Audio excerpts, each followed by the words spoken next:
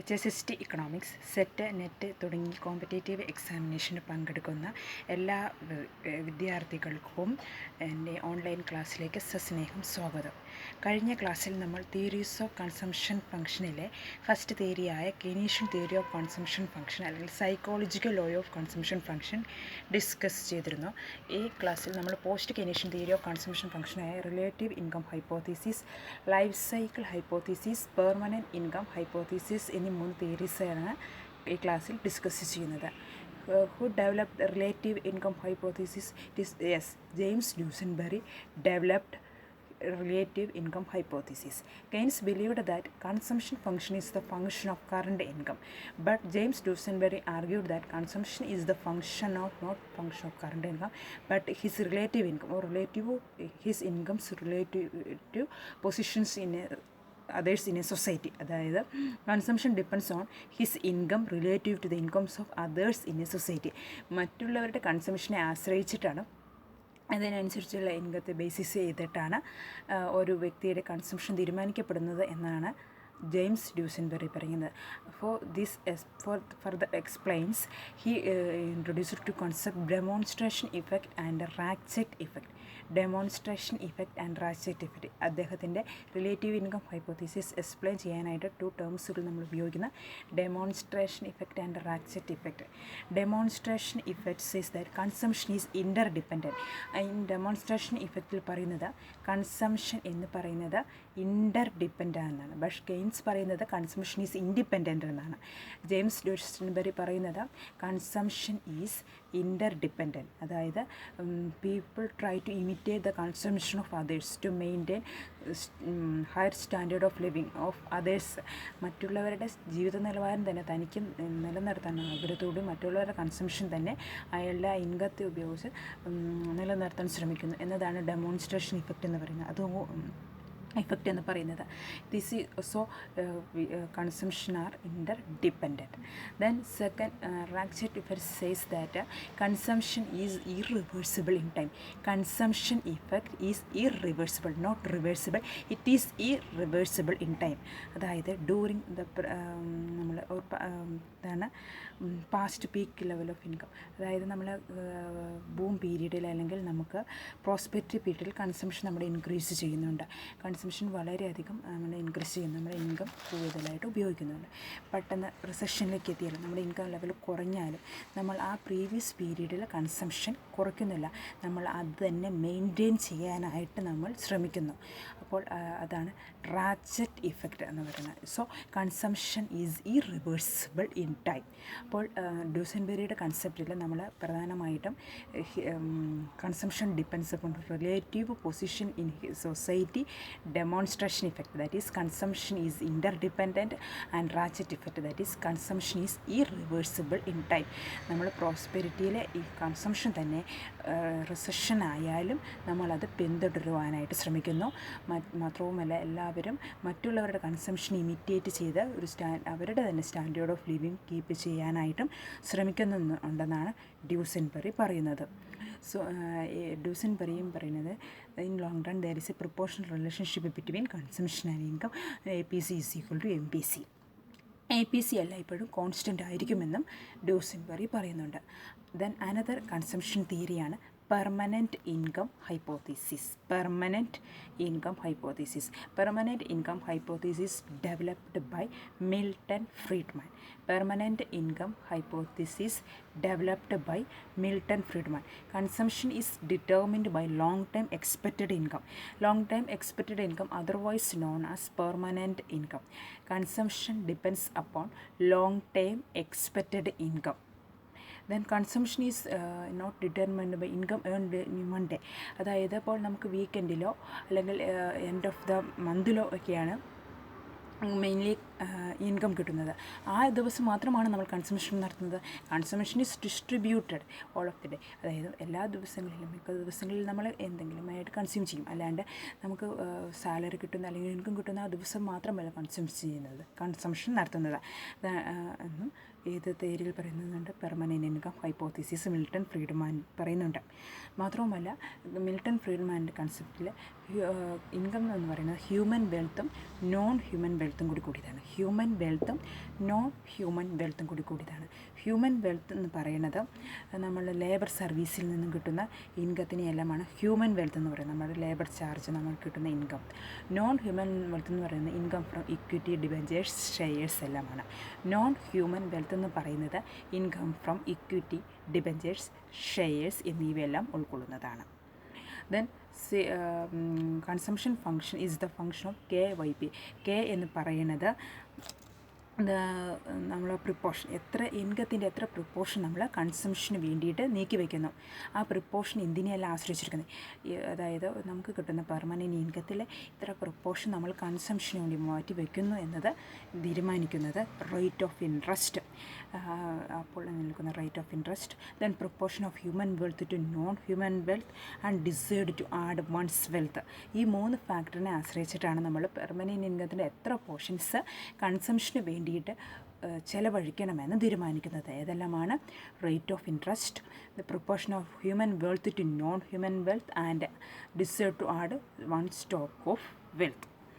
Then മറ്റൊരു പ്രധാനപ്പെട്ട കമ്പോണൻ്റാണ് പെർമനൻറ്റ് ഇൻകം കൂടാതെ ട്രാൻസിറ്ററി ഇൻകവും കൂടി ഫ്രീഡ്മാൻ പറയുന്നുണ്ട്. ട്രാൻസിറ്ററി ഇൻകം കൺസംഷനെ ഇൻഫ്ലുവൻസ് ചെയ്യുന്നുണ്ട്. എന്താണ് ട്രാൻസിറ്ററി ഇൻകം എന്ന് പറയുന്നത്? നമ്മളിപ്പോൾ ചില സമയങ്ങളിൽ ഓവർ ടൈം നമുക്ക് അൺഎക്സ്പെക്റ്റഡ് ആയിട്ട് കിട്ടുന്നില്ല, ഓവർ ടൈം വർക്ക് ചെയ്താൽ നമുക്ക് അതിനുള്ള അഡീഷണൽ ഇൻകം നമുക്ക് തരാം. അപ്പോൾ അത്തരത്തിലുള്ള ഒരു ചെറിയ ഗെയിനെയാണ് നമ്മൾ ട്രാൻസിറ്ററി ഇൻകം എന്ന് പറയുന്നത്. അപ്പോൾ ട്രാൻസിറ്ററി ഇൻകവും കൺസംഷനെ ഡിറ്റർമിൻ ചെയ്യുന്നതാണ് പറയുന്നത്. സോ മറ്റേ കൺസ്യൂമേഴ്സിൻ്റെ ഇൻകം അല്ലെങ്കിൽ ഒരു വ്യക്തിയുടെ ഇൻകം എന്ന് പറയുന്നത് ഈ പെർമനൻറ്റ് ഇൻകം പ്ലസ് ട്രാൻസിറ്ററി ഇൻകവും കൂടിയതാണ്. പെർമനൻറ്റ് ഇൻകം പ്ലസ് ട്രാൻസിറ്ററി ഇൻകവും കൂടിയതാണ്. ഇനി അടുത്തത് പെർമനൻറ്റ് ഇൻകം എന്ന് പറയുന്നതാണ് നമുക്ക് കഴിഞ്ഞ വർഷവും ഇപ്പോൾ കിട്ടിക്കൊണ്ടിരിക്കുന്നതും നമ്മുടെ നേരത്തെ കയ്യിൽ സ്റ്റോക്ക് ഉള്ളതും കൂടിയുമായ എല്ലാ കഴിഞ്ഞപ്പോൾ കഴിഞ്ഞ മാസങ്ങളിലും വർഷങ്ങളിലും പിന്നീട് നമുക്കിപ്പോൾ കിട്ടിയതും എല്ലാം കൂടി ഉപയോഗിച്ച് പറയുന്നതിനാണ് നമ്മൾ പെർമനൻറ്റ് ഇൻകം എന്ന് പറയുന്നത്. ദെൻ ഷോർട്ട് റൺ MPC എല്ലായ്പ്പോഴും ലോങ് റൺ MPCനേക്കാളും ചെറുതായിരിക്കും. In permanent income hypothesis short run MPC is less than long run MPC. So short run MPC curve is flatter shape ആയിരിക്കും. അതുകൊണ്ട് ഷോർട്ട് റൺ MPC എന്തുകൊണ്ടാണ് flatter shape ആവാൻ കാരണമെന്ന് objective ക്വസ്റ്റ്യൻസിൽ ചോദിക്കാം. അപ്പോൾ എന്തുകൊണ്ടാണ് short run MPC is less than long run MPC. Then permanent income hypothesis based upon certain assumptions. That is, first one, there is no correlation between transitory and permanent incomes. Permanent income transitory income തമ്മിൽ യാതൊരു റിലേഷനുമില്ല. There is no correlation between transitory and permanent income. There is no correlation between transitory and permanent consumption, and then no correlation between transitory consumption and transitory income. നമുക്ക് കിട്ടുന്ന transitory income ഉപയോഗിച്ച് consumption നടത്തണമെന്ന് യാതൊരു നിർബന്ധവുമില്ല. പക്ഷേ permanent income അഫർ consumption systematically നമ്മൾ അധികവും permanent ഇൻകത്തിൽ നിന്നുള്ള കൺസംഷനുകളാണ് ഉപയോഗിക്കുന്നത്. ഇനി measured income. Transitory income is greater than permanent income. Consumption smaller proportion ആയിരിക്കും. അതായത് ട്രാൻസിറ്ററി ഇൻകം അതായത് പെർമനൻറ്റ് ഇൻകത്തെക്കാളും കൂടുതലാണെങ്കിൽ ഇപ്പോൾ നന്നായിട്ട് ഇൻകം കൂടി നിൽക്കുന്ന ലെവലിൽ ട്രാൻസിറ്ററി ഇൻകം ചെറുത് കിട്ടിയാലും അത് അവർ കൺസംഷന് വേണ്ടിയിട്ട് കൂടുതലായിട്ട് ഉപയോഗിക്കുന്നതില്ല. അപ്പോൾ ഹയർ ഇൻകം ഗ്രൂപ്പ്സിൻ്റെ കേസസിൽ പെർമനൻറ്റ് ഇൻകം ഹയർ ആയിട്ട് കിട്ടുന്ന ഗ്രൂപ്പ്സിൽ ട്രാൻസിറ്ററി ഇൻകം കിട്ടിയാലും അവർ കൺസംഷൻ എന്ന് പറയുന്നത് വളരെയധികം ഇൻക്രീസ് ചെയ്യണമെന്നില്ല. അതേസമയം പെർമനൻറ്റ് ഇൻകം കുറവുള്ളവർക്ക് ട്രാൻസിറ്ററി ഇൻകം കിട്ടിക്കഴിഞ്ഞാൽ അവിടെ കൺസംഷൻ കുറച്ചെല്ലാം ഇൻക്രീസ് ചെയ്യാവുന്നതാണ്. കൺസംഷൻ അതായത് ലോവർ ഇൻകം ഗ്രൂപ്പ്സിലെ ട്രാൻസിറ്ററി ഇൻകം കൺസംഷനെ ഇൻഫ്ലുവൻസ് ചെയ്യുന്നുണ്ട്. ഹയർ ഇൻകം ഗ്രൂപ്പ്സിലെ ട്രാൻസിറ്ററി ഇൻകം വലിയ കാര്യമായിട്ടൊന്നും കൺസംഷനെ ഇൻക്രീസ് ചെയ്യുന്നില്ല. ഇതാണ് പെർമനൻറ്റ് ഇൻകം ഹൈപ്പോത്തിസിസിൽ പറയുന്നത്. അപ്പോൾ പെർമനൻറ്റ് ഇൻകം ഹൈപ്പോത്തിസിസിൽ നമ്മൾ നോട്ട് ചെയ്യേണ്ടത് it is developed by Milton Friedman. Consumption depends upon long time expected income. Then in human it includes human wealth and non-human wealth.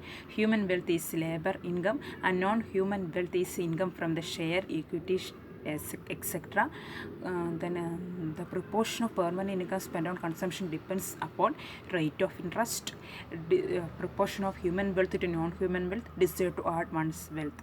Then main component is transitory income, that is additional income due to the additional overtime work. So transitory income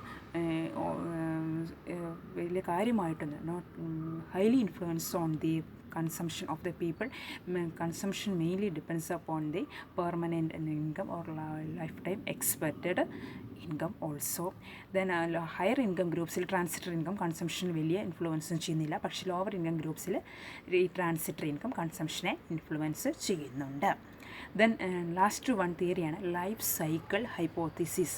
life cycle hypothesis develop ചെയ്തത് Ando മോഡിഗിലാനി and ഫ്രീഡ്മാനും കൂടി അതിനെ കൺസെപ്റ്റിൽ influence അതിലും വരുന്നുണ്ട്. അപ്പോൾ ഈ മെയിനായിട്ട് പറയുകയാണെങ്കിൽ Ando Modigliani including Friedman also MBA.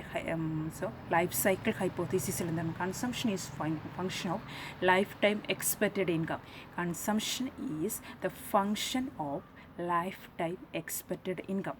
ഇനി അടുത്ത consumption what depends upon the resources available to him, rate of return on capital, spending plan and the age which determines spending plan. Consumption എന്തിനെല്ലാം ആശ്രയിച്ചിരിക്കുന്നു? Resources available to the persons, അതായത് അയാളുടെ കയ്യിലുള്ള വെൽത്തും മറ്റ് inheritance ആയിട്ടുള്ള പ്രോപ്പർട്ടീസിനെയൊക്കെ ആശ്രയിക്കുന്നുണ്ട്. Then rate of return on capital, എന്തെങ്കിലും ഇൻവെസ്റ്റ്മെൻറ്റ് നടത്തിയിട്ടുണ്ടെങ്കിൽ അതിൽ നിന്ന് കിട്ടുന്ന റിട്ടേൺ. ദെൻ സ്പെൻഡിങ് പ്ലാൻ, ഓരോ ഏജ് ഗ്രൂപ്പ്സിലും സ്പെൻഡിങ് പ്ലാൻ ചെയ്യുന്നതെല്ലാം കൺസംഷനെ ഡിപ്പെൻഡ് ചെയ്തിരിക്കുന്നു. ഇവിടെ പ്രധാനമായിട്ടും പറയുന്നത് present value of his income, അതായത് ഇൻകം പ്രധാനമായിട്ടും നമുക്ക് സാലറിയിൽ നിന്ന് നമ്മൾ ലേബർ ഇൻകവും അസറ്റിൽ നിന്ന് കിട്ടുന്ന ഇൻകവുമാണ് നമ്മുടെ ലൈഫ് ടൈം എക്സ്പെക്റ്റഡ് ഇൻകം എന്ന് പറയുന്നത്. ദെൻ അതായത് കൺസംഷൻ എന്ന് പറയുന്നത് ഇൻകം ഏൺ ഫ്രം ലേബർ പീരീഡും പിന്നെ ഇൻകം നമുക്ക് റിട്ടയർമെൻറ്റിന് ശേഷം ചിലപ്പോൾ റിട്ടയർമെൻറ്റിന് കിട്ടുന്ന ഇൻകം അസറ്റിൽ നിന്ന് കിട്ടുന്ന ഇൻകം ഉൾപ്പെടുന്നുണ്ട്. കൂടാതെ ഇൻകം ഫ്രം പിന്നെ നമ്മുടെ കയ്യിലുള്ള ഓൾറെഡിയുള്ള വെൽത്ത്, ഇതെല്ലാം കൺസംഷനെ ഇൻഫ്ലുവൻസ് ചെയ്യുന്ന ഇൻകത്തിൽ പെടുന്നുണ്ട്. ഒന്ന് നമ്മുടെ സ്റ്റോക്ക് ഓഫ് വെൽത്ത്, ഇൻഹെറിറ്റൻസ് പ്രോപ്പർട്ടിയിൽ നിന്ന് കിട്ടുന്ന ഇൻകം, പിന്നെ നമ്മുടെ ലേബർ ടൈമിൽ ലേബർ പീരീഡിൽ കിട്ടുന്ന ഇൻകം, പിന്നെ ഒരുപക്ഷെ റിട്ടയർമെൻറ്റ് ഏജിന് ശേഷം പെൻഷൻ പോലുള്ള ഇൻകത്തിൽ നിന്ന് കിട്ടാം. അത് അല്ലെങ്കിൽ നമ്മുടെ വെൽത്തിൽ നിന്നുമുള്ള നമ്മുടെ സ്റ്റോക്ക് ഓഫ് വെൽത്തിൽ നിന്നുമുള്ള ഇൻഹെറിറ്റൻസ് പ്രോപ്പർട്ടിയിൽ നിന്നുള്ള അതുപോലെ തന്നെ ഇൻകവും ആകാം. ഇതെല്ലാം കൺസംഷനെ ഇൻഫ്ലുവൻസ് ചെയ്യുന്നുണ്ട്. അപ്പോൾ ഇവിടെ അസംഷൻ എന്ന് പറയുന്നത് life cycle hypothesis based on assumptions, no change in price, there is no change in interest rate. അപ്പോൾ എന്തൊക്കെയാണ്? No change in price, no change in price and no change in interest rate. ഇനി അസറ്റൊന്നും ഇല്ലാത്ത വ്യക്തികളാണെങ്കിൽ അയാളുടെ സേവിങ്ങിൽ നിന്നും അയാൾ asset ഉണ്ടാക്കുന്നു. അപ്പോൾ ഒരു ജോലിയുള്ള ഒരാളാണ് നമ്മൾ വ്യക്തിയാണെങ്കിൽ നമ്മുടെ ഇൻകം ഉപയോഗിച്ച് സേവ് ചെയ്തിട്ട് നമ്മൾ ഭാവിയിൽ പ്രോപ്പർട്ടിയൊക്കെ മേടിക്കാനായിട്ട് നമ്മളിപ്പോൾ തന്നെ HST എഴുതുന്ന ആളുകൾ ഇതിൽ നിന്ന് കിട്ടുന്ന സാലറി മേടിച്ച് വേണം എനിക്ക് ഇത് ചെയ്യാൻ അത് ചെയ്യാൻ എന്നുള്ള ആലോചനകൾ. അപ്പോൾ അതെല്ലാം നമ്മുടെ ഈ ലൈഫ് സൈക്കിൾ ഹൈപ്പോത്തീസിസുമായിട്ട് ബന്ധമുള്ള ജീവിതമാണെന്ന് ഇപ്പോൾ മനസ്സിലായല്ലോ. ജീവിതം തന്നെ ലൈഫ് സൈക്കിൾ ഹൈപ്പോത്തീസിസ് അല്ലേ? അപ്പോൾ നമ്മുടെ ജീവിതത്തിൽ ഇത് തന്നെ എക്സാമ്പിൾ എടുത്താൽ ലൈഫ് സൈക്കിൾ ഹൈപ്പോത്തീസിസൊക്കെ സിമ്പിളായിട്ട് മനസ്സിലാവും. ഈ ലൈഫ് സൈക്കിൾ ഹൈപ്പോത്തീസിസിൽ കൺസംഷൻ എന്ന് പറയുന്നത് 3 ലൈഫ് സ്പാനായിട്ട് പറഞ്ഞേക്കുന്നത്. അതായത് നമ്മൾ 25 ഇയേഴ്സിന് മുൻപ് നമ്മളൊരു സ്റ്റുഡൻറ്റ് ജീവിതത്തിൽ നമുക്ക് ഏണിംഗ് പീരീഡ് അല്ലാത്തത് കൊണ്ട് നമ്മൾ മെയിൻലി കൺസംഷനെ ഡിപ്പെൻഡ് ചെയ്തിരിക്കുന്നത് മറ്റുള്ളവരുടെ ഇൻകത്തിനെയും അല്ലെങ്കിൽ നമ്മുടെ സ്റ്റോക്ക് ഓഫ് വെൽത്തിനെ ആശ്രയിച്ചിട്ടാണ് കൺസംഷൻ. അതുകൊണ്ട് ആ പീരീഡിൽ നമുക്ക് സേവിങ് ഉണ്ടായിരിക്കില്ല. കാരണം നമ്മുടെ കയ്യിൽ സേവ് ചെയ്യാനായിട്ട് നമ്മുടെ കയ്യിൽ സ്വന്തമായിട്ട് ഇൻകം ഇല്ല. അതുകൊണ്ട് അതിന് ഡിസേവിങ് ലൈഫായിരിക്കും 25 ഇയേഴ്സ് ഓഫ് ലൈഫ് എന്ന് പറയുന്നത്.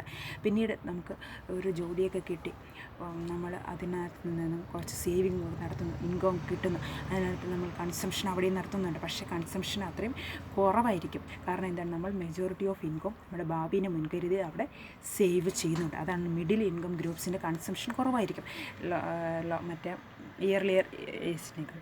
പിന്നീട് നമ്മൾ റിട്ടയർമെൻ്റ് ആണെങ്കിൽ ഒരു പർട്ടിക്കുലർ ഏജ് കഴിഞ്ഞാൽ നമ്മൾ ജോലിയൊക്കെ വിട്ട് നമ്മളൊരു റെസ്റ്റ് ഓഫ് ലൈഫിലേക്ക് വരുന്നതായിരിക്കും. അപ്പോൾ റെസ്റ്റ് ഓഫ് ലൈഫിൽ എന്ന് പറയുന്നത് നമ്മൾ നേരത്തെ ഈ സേവ് ചെയ്ത വെൽത്തിൽ നിന്നോ അല്ലെങ്കിൽ നമ്മുടെ ഇൻഹെറിറ്റഡ് പ്രോപ്പർട്ടിയിൽ നിന്നുള്ള വെൽത്തൊക്കെ ഇൻകം ഒക്കെ ഉപയോഗിച്ചിട്ടുള്ള കൺസംഷൻ ആയിരിക്കും.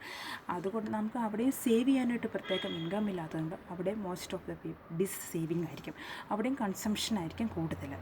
സോ ഈ തരത്തിൽ 3 ലൈഫ് സ്പാനിലൂടെ കൺസംഷൻ്റെ നേച്ചറും സേവിങ്ങിൻ്റെ നേച്ചറും എക്സ്പ്ലെയിൻ ചെയ്യുന്നതാണ് ലൈഫ് സൈക്കിൾ ഹൈപ്പോത്തീസിസ് എന്ന് പറയുന്നത്. ലൈഫ് സൈക്കിൾ ഹൈപ്പോത്തീസിസ് എന്ന് പറയുന്നത്.